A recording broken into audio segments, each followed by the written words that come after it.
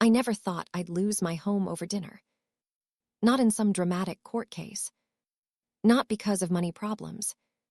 But because my parents simply decided it wasn't mine anymore. It happened on a Sunday evening. The kind of dinner where everything looks normal on the surface.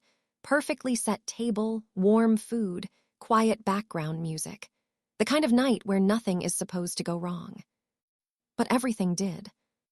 The dinner that changed everything. "Emma, sit down. We need to talk," my dad said. His voice was calm, too calm. That should have been my first warning. I took my seat, glancing between him and my mom. My younger brother, Jake, was already there, scrolling through his phone like nothing mattered. "What's going on?" I asked. My mom exchanged a look with my dad. Then she smiled. Not a kind smile. The kind she used when she had already made up her mind. "We've been thinking," she started, folding her hands neatly. "It's time to make some changes in the family." I felt something tighten in my chest. "What kind of changes?" My dad leaned forward. "You have 2 days to move out." Silence. I blinked, waiting for the joke. It never came. "What?" I said quietly. "This house," my mom continued, like she was explaining something simple, "will now belong to your brother." Jake didn't even look up. Like he already knew. The shock. I laughed. Not because it was funny. Because it didn't make sense. "You're joking, right?" No one laughed. My dad's voice hardened. "We're serious." "But this is my house."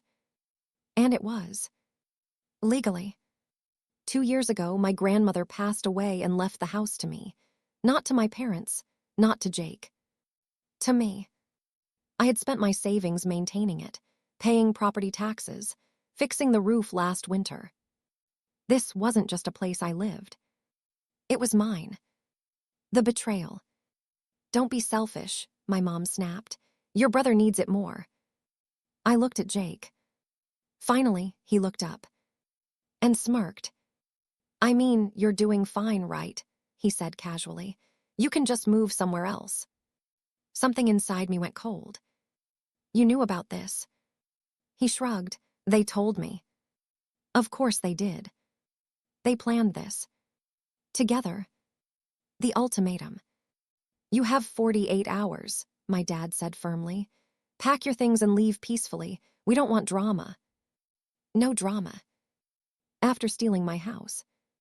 I stared at them. At the people who were supposed to protect me.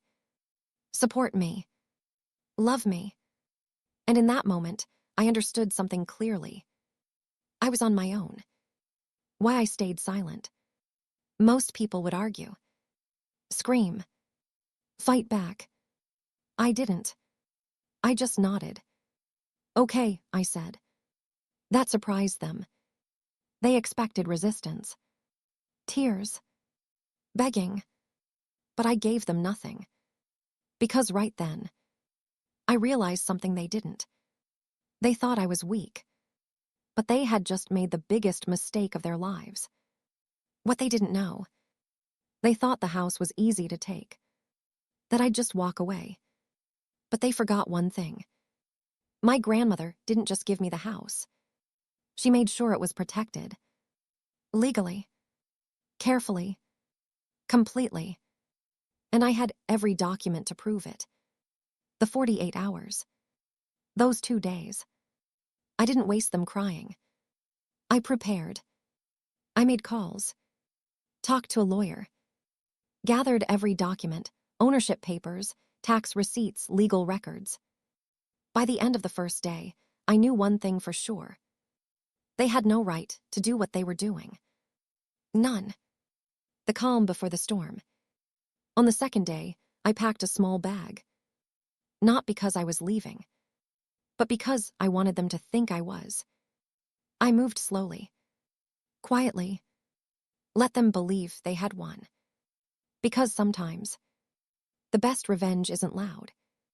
It's patient. Exactly 48 hours later. Right on time, they came back. My parents. Jake. all smiling, like they had already taken everything from me. "Well," my dad said, "you're ready to go." I stood in the living room, calm, relaxed, holding a folder in my hand. "Yeah," I said, "I'm ready." My mom looked satisfied. "Good, let's not make this harder than it needs to be." I almost smiled. The moment everything flipped. "Actually," I said, placing the folder on the table, "this might make things a little harder." My dad frowned. "What is that?" "Proof," I replied. He opened it, and as he read, his expression changed.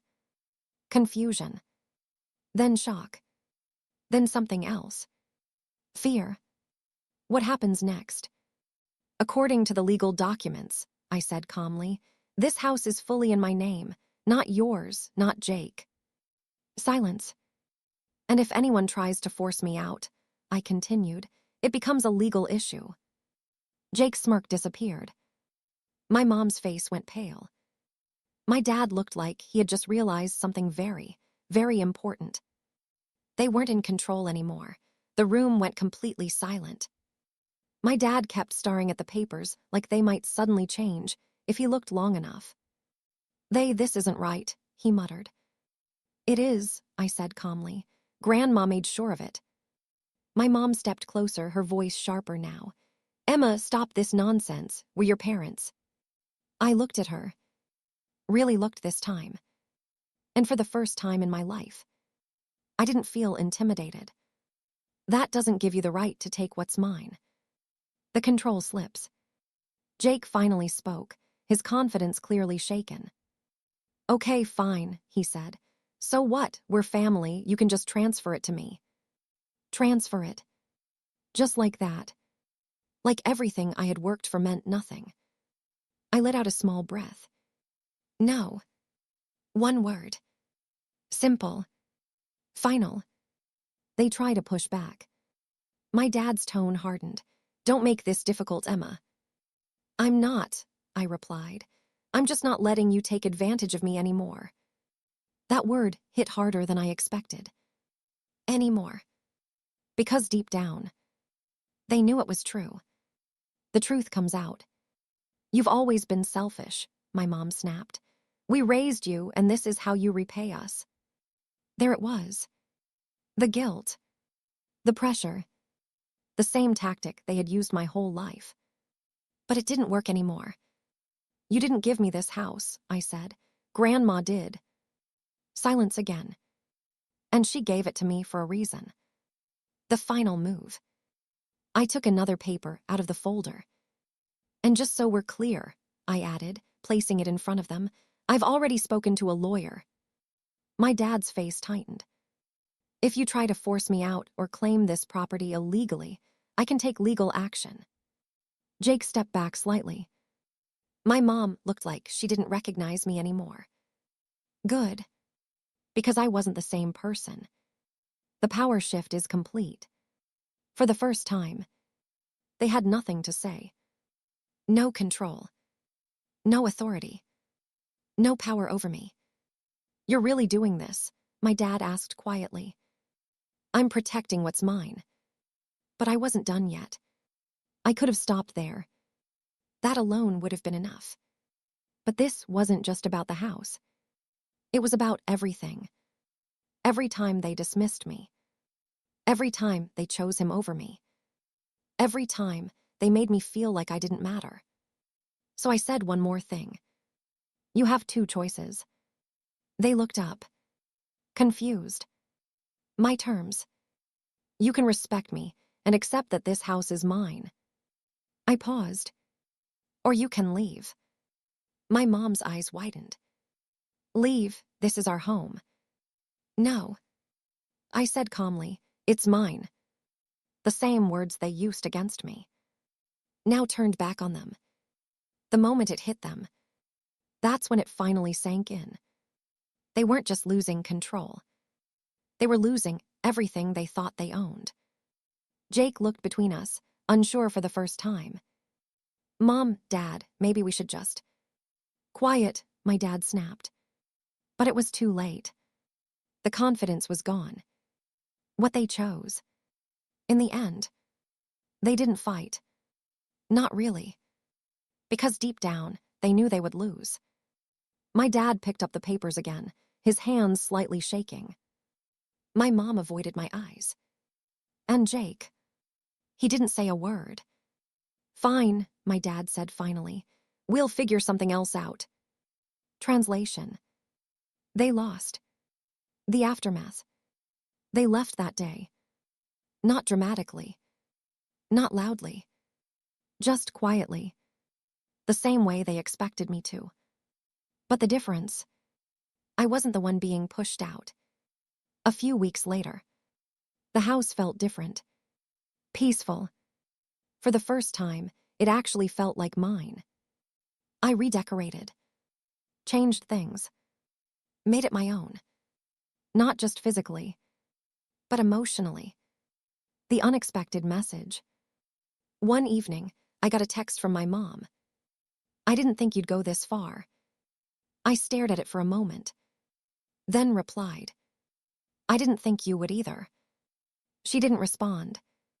The real revenge, I thought it was over. Honestly, I did. They left. The house was quiet. And for the first time in years, there was no tension in the air. But stories like this, they don't end that easily. The rumors start. About a month later, something strange began happening. Neighbors started acting different. One afternoon, Mrs. Carter from across the street stopped me while I was getting the mail. Emma, she said carefully, is everything okay at home? I frowned. Yeah, why? She hesitated. Well, your mother has been telling people that you kicked them out. I went still. Of course she did. The new narrative. According to her version, I was the ungrateful daughter. The one who took everything and abandoned her family. The one who forced her own parents out onto the street. I almost laughed when I heard it. Almost. Because it wasn't funny. It was predictable. But this time was different. Old me. I would have panicked. Tried to explain myself. Fix my image. But now, I didn't feel that urgency. Because I knew the truth. And more importantly, I had proof. The breaking point. A few days later, I got another message from my dad. We need to talk. This has gone too far. I stared at the screen. Then replied. You started it. He called immediately. I didn't pick up. For once, they didn't get instant access to me. The unexpected opportunity. That same week, something else happened. Something big. A local community group, people who knew my grandmother, reached out. They were organizing a small neighborhood event in her memory. And they wanted me to speak. At first, I hesitated. I'm not the type who likes standing in front of a crowd. But then I thought about it. And I realized something. This wasn't just a speech. It was a chance. The day everything came out. The event was held in a small park near the neighborhood. Nothing fancy. Just chairs, a small stage, and familiar faces. People who had known my grandmother. People who had known me since I was a kid. And yes, my parents were there too. I saw them standing at the back. Watching. Waiting. My voice, my story. When they called my name, my heart was racing. But I walked up anyway. Took the mic. And looked out at the crowd. I wasn't planning to say this, I started, but I think it needs to be said. The crowd grew quiet. My grandmother gave me this house because she believed in me. I paused. And recently, I almost lost it. I could feel my parents' eyes on me. But not because of strangers, I continued. Because of my own family. Murmurs spread through the crowd. The truth out loud. I was given 48 hours to leave my own home, I said clearly. Gasps. Real ones. Not fake. Not polite. Shock. But I didn't argue, I continued, because I knew something they didn't. I held up a copy of the documents. The house legally belongs to me. Now everyone was listening. Really listening. The moment of exposure. I didn't insult them. Didn't yell. Didn't even say their names. I didn't have to. Because the truth. It speaks louder than anger. I'm not sharing this for sympathy, I said. I'm sharing it because sometimes the people who are supposed to support you are the ones who try to take everything from you. Silence. Heavy. Real. What happened next? After the speech, people came up to me. One by one. Offering support. Kind words. Understanding. And slowly, the story changed. Not because I forced it, but because people saw the truth for themselves. My parents' final move. They didn't come up to me that day. Didn't apologize. Didn't argue. They just left. Again. But this time, it felt different. Because now, they had lost more than control. They had lost their image. Months later, life moved on. Peacefully. I focused on my work. My future. Myself. And one day, I got a letter. Not a text. Not a call. A handwritten letter. From my mom. The letter. I don't expect forgiveness, it said. But I understand now what we did. That was new. We thought we were helping your brother, but we hurt you instead. I read it twice. Then folded it. Carefully. Did I forgive them? That's the question people always ask. And the answer. It's not simple. I didn't forget. I didn't suddenly trust them again. But I let go of the anger. Not for them. For me. The real ending. One evening, I stood in the living room. The same place where everything changed. The same place they told me to leave. Now quiet. Peaceful. Mine. And I realized something. This was never just about a house. It was about respect. Boundaries. Self-worth.